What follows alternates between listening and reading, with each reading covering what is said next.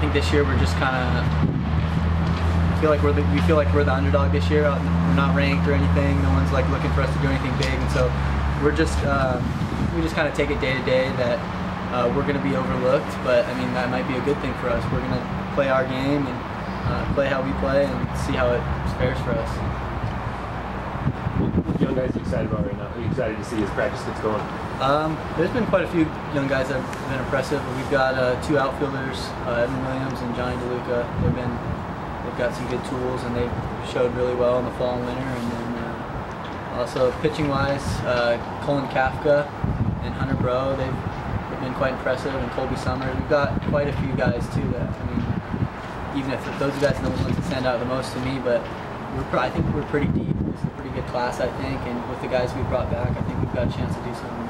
Sure. You were one of the few guys who had a really good year at the plate last year. Are you know, I don't want to say mentoring, but just kind of helping the other guys try to develop the team's offense and try to get it better in comparison to where it's been? A little bit. I mean, I'm trying to do what I can, but it's different because a lot of guys have different approaches at the play and they come from different backgrounds and just different beliefs. And so I think it's a little bit like, I mean, you learn stuff from everybody. I mean, I could say that I've learned stuff from younger guys too, like DeLuca. I mean, he's a really knowledgeable hitter, and you just kind of take stuff from everybody. Everybody's always learning. That's the great thing about this game is there's no one specific way to do it, and there's no one person that has all the answers. I mean, everybody plays their own type of game, and that's what works for them. So, but to answer your question, I guess I try to, I mean, share what I know and my experiences. And this will be my 4th year here, so I've been through it, and try and just prepare them for some of the guys that are a little less experienced. So, just sharing what I have, and they can use it how they please. The potential exists to have a pretty veteran infield group. How much can that help you guys in terms of communication and just, you know, really shoring things up defensively? A ton. I mean, you got Matthews and Steer, who played just about every game last year, and then I played pretty much every game last year in the infield. So that, I mean, that's 3 out of the 4 spots. I mean, not saying that that's how it's going to be on opening day, but when you got that much experience in an infield, it's, especially with those guys only being sophomores too, they're only going to keep getting better. And it is very helpful because, I mean, with all the bunt defenses and first and thirds and just normal defense that we work on, I mean, it's nice to have some guys that you think you can rely on and not have to worry about, because I mean, there's so much going on. I mean, defense is like the kind of part of the game that's supposed to be the consistent and easy part. So when you got that locked down, you can really focus on your offense and the other aspects of the game. What are you seeing from Mercer? I mean, he looks like a guy who can be the face of the staff this year. Did you give him the nickname the Silent Assassin, or did someone else give him that? I have actually not heard that name before, but I mean, I would say he's the opposite. He's not silent at all.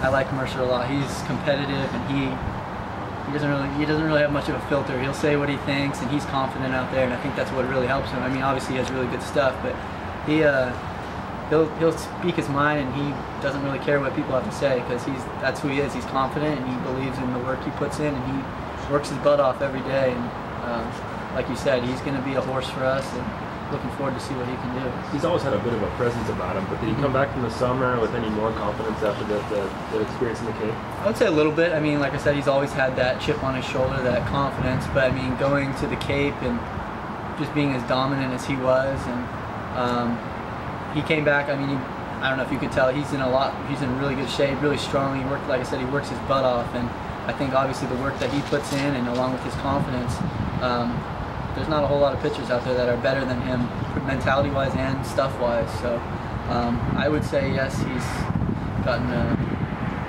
more confidence, I guess. Is it weird to be talking about another pitcher like the year after Petey was here, and you were kind of talking in the same terms? Yeah, it's crazy. I mean, we always seem to have that one ace, and then it's really cool to have that guy that you know that's going to go out there on a Friday night and just be the dude that everybody's all in behind, and you just can really trust him and want to go out and battle with him. So yeah, it is awesome, especially with a guy like Petey, he was a first rounder and really special, and then to see we have a guy really develop and get better and have another chance to be a first rounder is pretty special.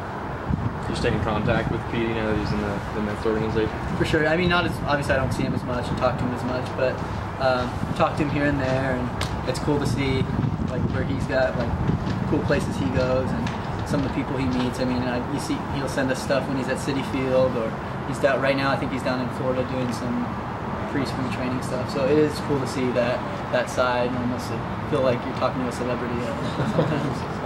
I mean, he was the face of the program last year. He's gone. You mentioned kind of an underdog role. What does the team feel like identity-wise? Just like I was saying before, I mean, I feel like as the underdog, I mean, people aren't expecting much from us, but we have really high goals of ourselves.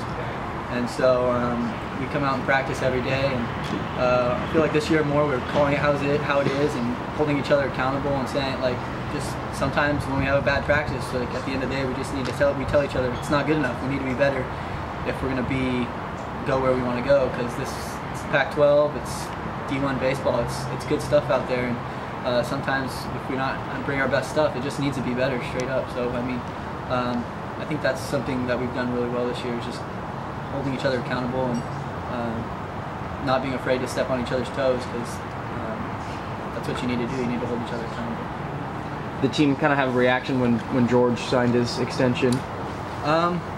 Yes and no. I mean, we had no idea what was going to happen, and I guess I think some guys were pretty relieved. I mean, it's difficult not knowing who your coach is going to be with scholarships and just like roster spots and just your future on the line. So I guess made it kind of easier for us, but at the same time, it's like we want to show like that we're happy to have him back and that he deserves to be the coach. And it's on us to perform. I mean, no matter what he does as a coach, I mean, at the end of the day, we're going to be on the field. I mean, we're going to be in it together, but ultimately, at the end of the day, it's us performing. So. Thanks.